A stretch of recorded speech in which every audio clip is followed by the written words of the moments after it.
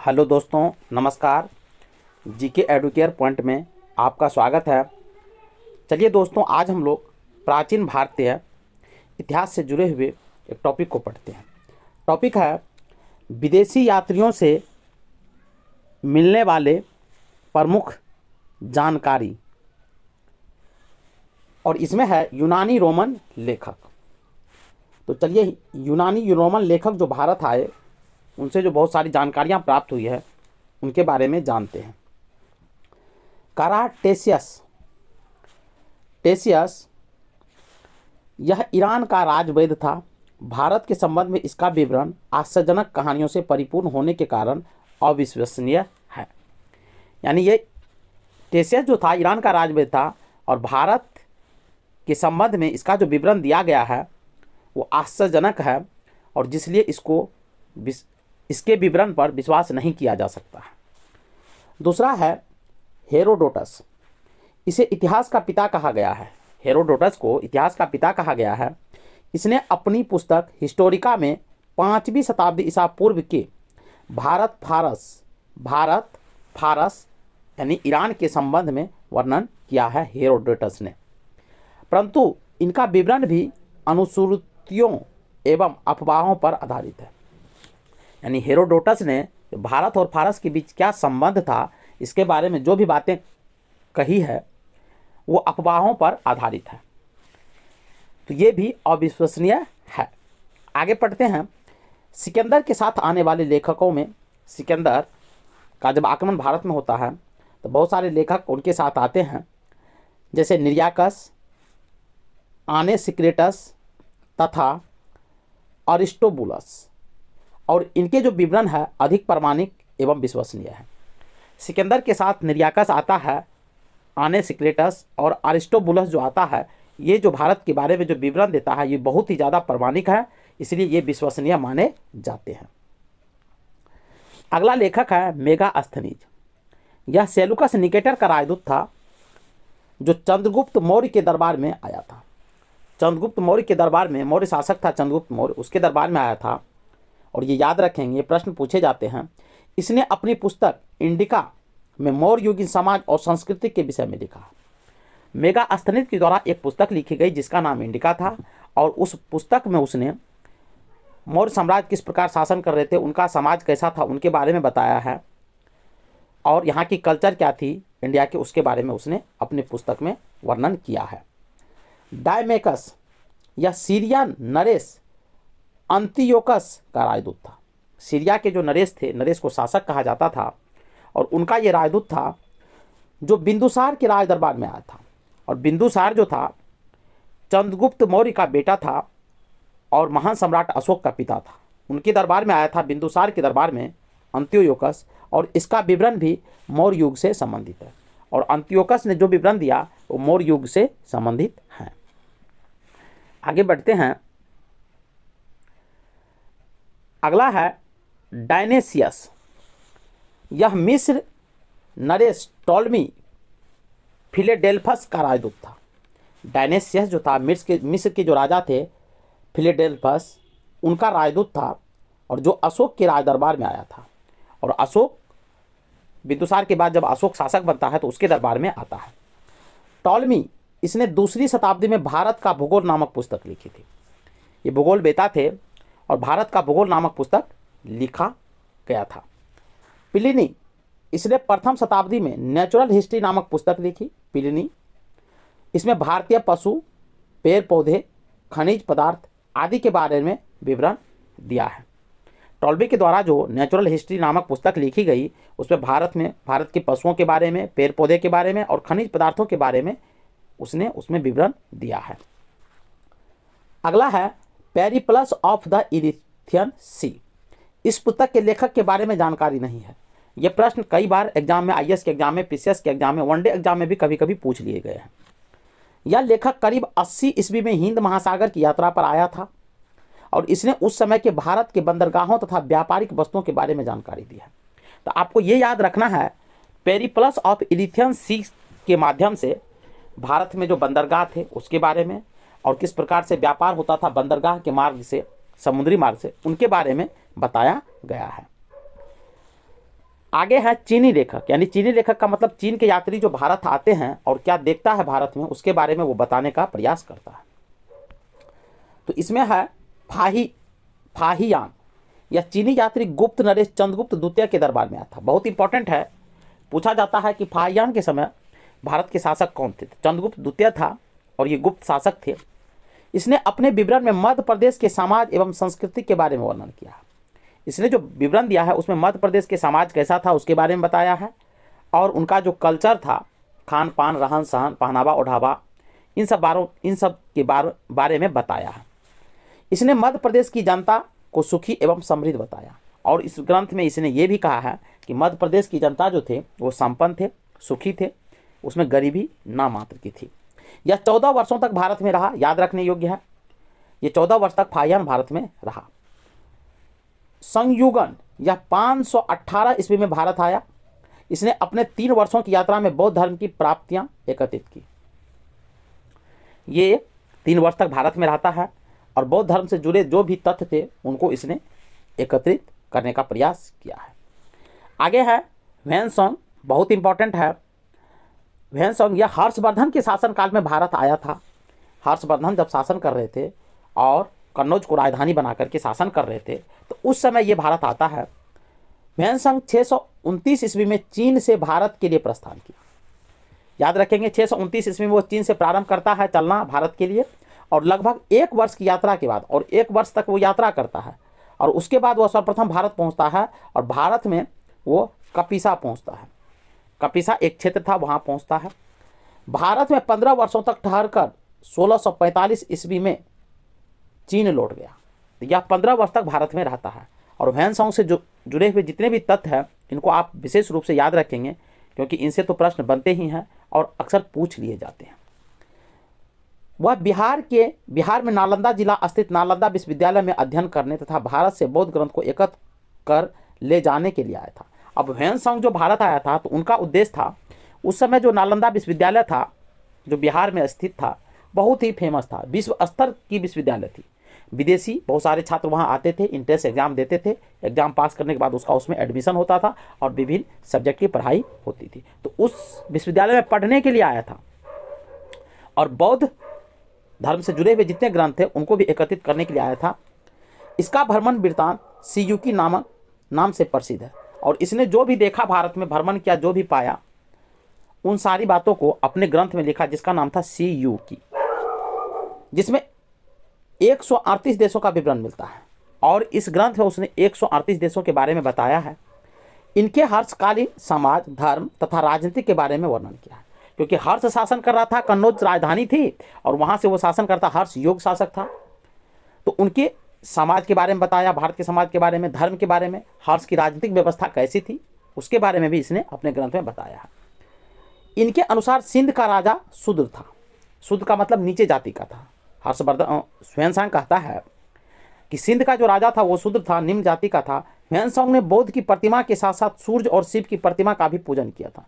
तो बुद्ध की तो वो प्रतिमा का पूजा पाठ किया था और उसके साथ साथ सूर्य की भी पूजा पाठ किया था और शिव का भी पूजा पाठ उसने उनकी प्रतिमा का भी किया था।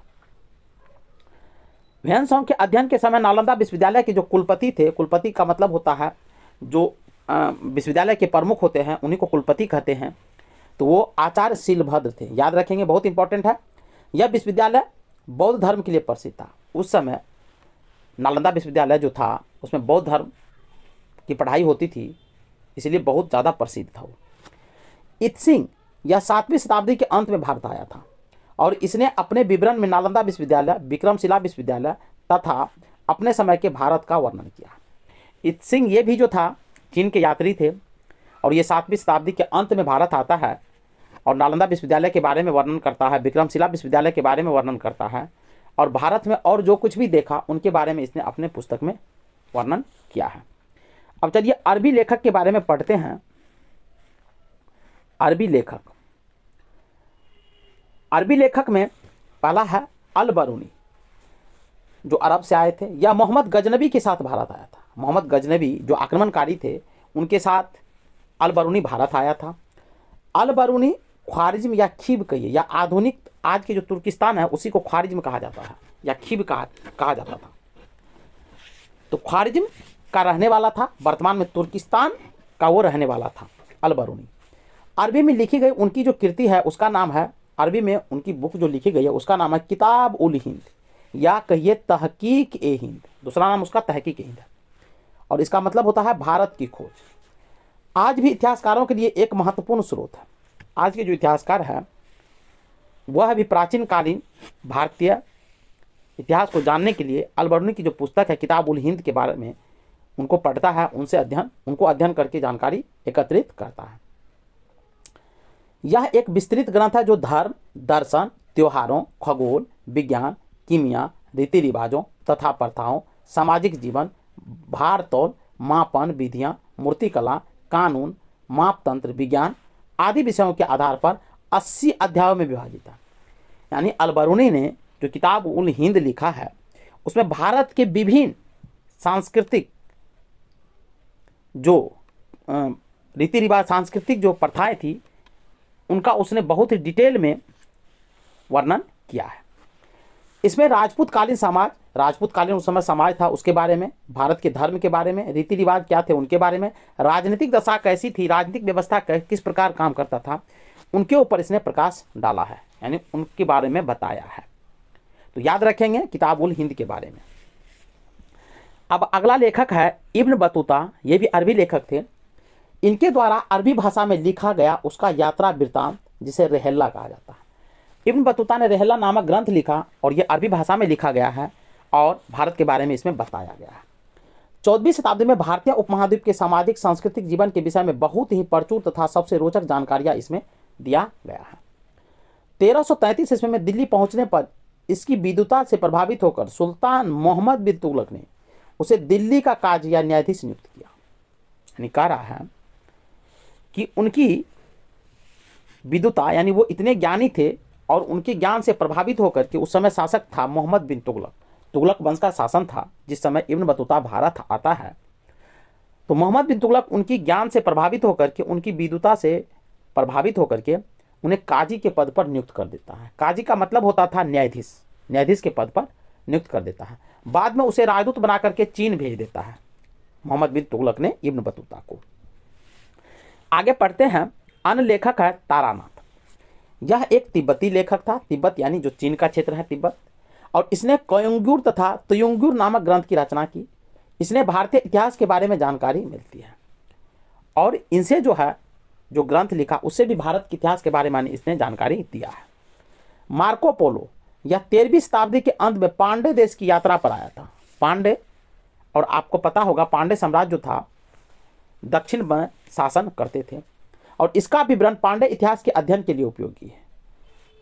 और पांडे शासन काल जो था तो उनके इतिहास को जानने के लिए इनका विवरण बहुत उपयोगी है मार्को पोलो का। आगे बढ़ते हैं। पुरातत्व संबंधी साक्ष्य से मिलने वाली जानकारी। भारतीय पुरातात्विक शास्त्र का पितामह सर अलेक्जेंडर कनिंघम को कहा जाता है। फादर ऑफ इंडियन आर्कियोलॉजी जो कहा गया है वो सर अलेक्जेंडर कनिंघम को कहा जाता है। 1400 ईस्वी पूर्व के अभिलेख और बोगाज कोई यानी एशिया माइनर से वैदिक देवता मित्र, वरुण, इंद्र और नासत्य अश्विनी कुमार के नाम मिलते हैं, यानी नासत्य के नाम मिलते हैं, यानी इन देवताओं के नाम मिलते हैं बोगाज कोई अभिलेख से। मध्य भारत में भागवत धर्म विकसित होने का प्रमाण यवन राजदूत हिलियोडोरस के बेसन नगर गरुड़ स्तंभ लेख से प्राप्त होता है। कह रहा है मध्य भारत में भागवत धर्म जो विकसित हुआ उसका जो प्रमाण मिलता है वो यवन के जो राजदूत थे हिलियोडोरस और उसके जो विदिशा गरुड़ स्तंभ लेख हैं उससे जानकारी प्राप्त होता है। सर्वप्रथम भारतवर्ष का जो जिक्र किया गया है वो हाथी गुम्फा अभिलेख में किया गया है और हाथी गुम्फा अभिलेख जो था जो कलिंग के जो राजा खारवेल थे इनसे जुड़े हुए थे। सर्वप्रथम दुर्भिक्ष की जानकारी देने वाला अभिलेख सोहगौरा अभिलेख है। दुर्भिक्ष का मतलब होता है अकाल, बाढ़, सूखा, आंधी, तूफान, इसी को दुर्भिक्ष कहा गया है और इसके बारे में जो जानकारी देने वाला अभिलेख है उसका नाम है सोहगौरा अभिलेख। इस अभिलेख में संकट काल में उपयोग हेतु खाद्यान्न सुरक्षित रखने का भी उल्लेख है। इस अभिलेख में यह भी कहा गया है कि संकट काल से निपटने के लिए कुछ खाद्यान्न खाने पीने की चीज़ जो है वो इकट्ठा करके रखा जाता था ताकि विपत्ति के स्थिति में, विपत्ति के घड़ी में उनका इस्तेमाल जीवन जीने के लिए किया जा सके।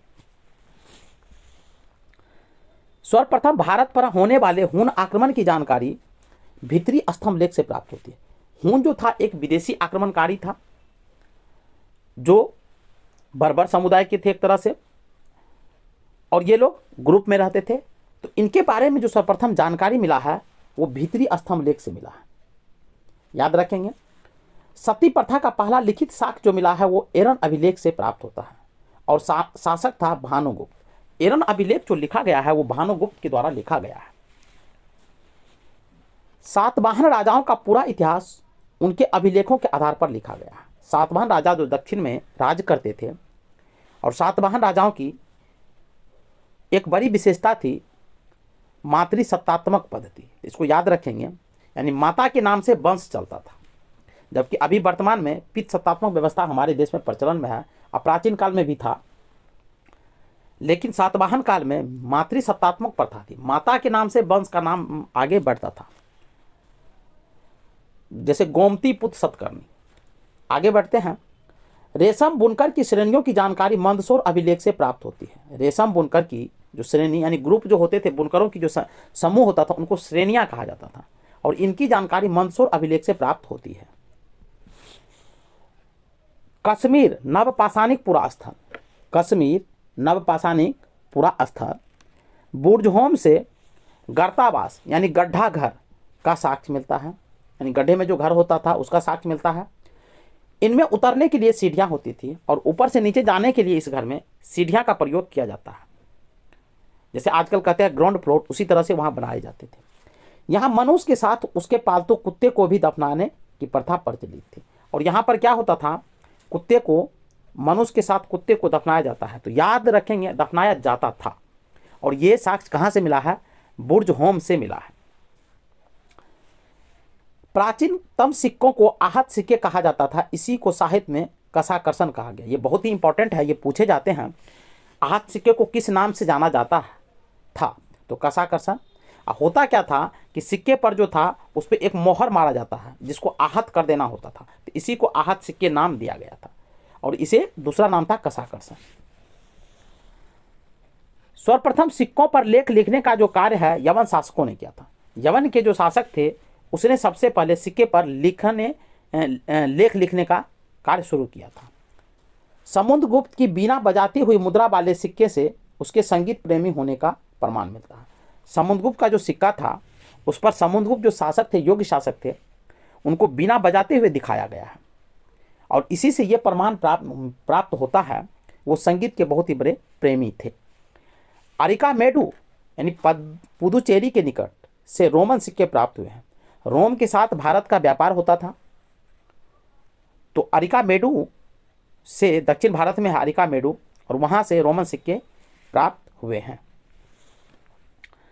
सबसे पहले भारत के संबंध बर्मा स्वर्ण भूमि, वर्तमान में म्यांमार, बर्मा को ही म्यांमार वर्तमान में स्वर्ण भूमि कहा जाता है, मलाया, स्वर्णद्वीप, कंबोडिया, कंबोज और जावा यवद्वीप से स्थापित हुआ था। तो सबसे पहले भारत का संबंध जो है कहाँ से स्थापित हुआ? बर्मा से, मलाया से, कंबोडिया से, कंबोज कहा जाता है उनको, जावा यानी इंडोनेशिया का जो जावा द्वीप है उनसे स्थापित हुआ था। याद रखेंगे। अब चलिए कुछ महत्वपूर्ण अभिलेख है और शासक के बारे में बताते हैं। कौन सा अभिलेख किस शासक से जुड़े हुए हैं उसके बारे में दिया गया। हाथी गुम्फा अभिलेख तिथि रहित अभिलेख है और कलिंग राजा खारवेल से जुड़े हुए हैं। जूनागढ़ यानी गिरनार अभिलेख गुजरात, गिरनार पर्वत भी गुजरात में है, ये रुद्र दामन से जुड़ा हुआ है। नासिक अभिलेख महाराष्ट्र, गोमती बलसिरी से जुड़ा हुआ है। प्रयाग स्तंभ अभिलेख समुद्रगुप्त उत्तर प्रदेश इलाहाबाद से जुड़ा हुआ है। एहोल अभिलेख पुलकेशिन द्वितीय मध्य प्रदेश और गुजरात के क्षेत्रों से जुड़े हुए हैं। मंदसौर अभिलेख मालवा नरेश यशोवर्धन से जुड़ा हुआ है जो राजस्थान से है। ग्वालियर अभिलेख प्रतिहार नरेश भोज जो मध्य प्रदेश से हैं। भितरिया जूनागढ़ अभिलेख स्कंदगुप्त ये गुजरात से संबंधित है। देवपारा अभिलेख बंगाल शासक विजयसेन से जुड़े हुए हैं और बंगाल से जुड़े हुए हैं। अभिलेख का अध्ययन इपिग्राफी कहलाता है। याद रखेंगे, अभिलेख का जो अध्ययन है वो इपिग्राफी कहलाता है। उत्तर भारत के मंदिरों की कला की शैली नागर शैली। अब देखिए, मंदिर कला की 3 शैलियां थी, एक तो नागर थी, एक द्रविड़ थी, एक बेसर शैली थी। तो नागर शैली जो था, उत्तर भारत में जो मंदिर बनाए जाते थे वो नागर शैली में बनाए जाते थे, और दक्षिण भारत में जो मंदिर बनाए जाते थे वो द्रविड़ शैली में बनाए जाते थे। और दक्षिणापथ के मंदिरों का निर्माण नागर और द्रविड़ दोनों शैलियों के प्रभाव पड़ा, अतः यह बेसर शैली कहलाती है। और मध्य भारत में जो मंदिर बनाए गए हैं उसमें दोनों शैली का आपको प्रभाव दिखेगा, नागर शैली के भी कुछ तत्व हैं उसमें और बेसर शैली के भी कुछ तत्व हैं। तो याद रखेंगे, मंदिर निर्माण की जो 3 शैलियाँ थी, नागर शैली, बेसर शैली और द्रविड़ शैली, और किन किन क्षेत्रों में इन शैलियों से मंदिर बनाए जाते थे ये भी याद रखेंगे, ये IAS के एग्जाम में पूछे जाते हैं। पंचायतन शब्द मंदिर शैली से संबंधित है। पंचायतन जो है मंदिर की एक शैली थी, रचना शैली थी, उससे संबंधित है। एक हिंदू मंदिर तब पंचायतन शैली कहलाता है जब मुख्य मंदिर 4 सहायक मंदिरों से घिरा हो। बीच में एक मंदिर होता है और चारों तरफ 4 मंदिर होते हैं, उसी को पंचायतन शैली कहा गया है। पंचायतन मंदिर के उदाहरण है, और इस तरह के मंदिर आप देखेंगे, कंदरिया महादेव मंदिर जो खजुराहो में है मध्य प्रदेश में, बृहदेश्वर मंदिर भुवनेश्वर में है, बरभोश्वर मंदिर, लक्ष्मण मंदिर खजुराहो में है, लिंगराज मंदिर भुवनेश्वर उड़ीसा में है, दशावतार मंदिर देवगढ़ उत्तर प्रदेश में है, और गोंडेश्वर मंदिर महाराष्ट्र में है। तो ये सभी मंदिर जो है पंचायतन शैली के उदाहरण है। और इसी शैली में आप देखेंगे बीच में मुख्य देवता और चारों कोनों पर उनकी सहायक देवता की मूर्तियां स्थापित की जाती थी। ये भी पंचायतन शैली की ही विशेषता है। और दूसरी विशेषता है बीच में मुख्य मंदिर और चारों तरफ 4 मंदिर। तो चलिए दोस्तों, मिलते हैं नेक्स्ट वीडियो के साथ, तब तक के लिए जय हिंद।